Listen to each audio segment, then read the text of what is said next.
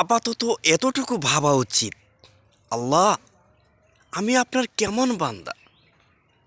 আমার নামাজ পড়তে মনে চায় না, আমার সেজদা করতে মনে চায় না, আমার অন্তরটাতে আপনার ভয় হয় না।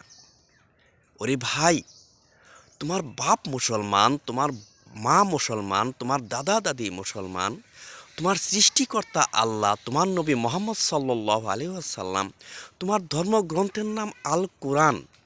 তুমি জন্মের পর থেকে শুনে আসছো তুমি মুসলমান। তুমি যতদিন হয় বুঝো, ততদিন কোটিবার শুনেছ তুমি মুসলমান।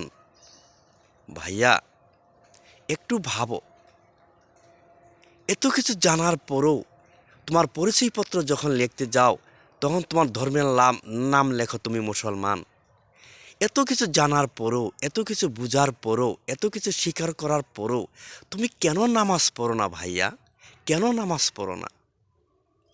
তাহলে তুমি অকপটে বলে দাও তুমি মুসলমান না, তাহলে তো সব ঝামেলা মিটে যায়।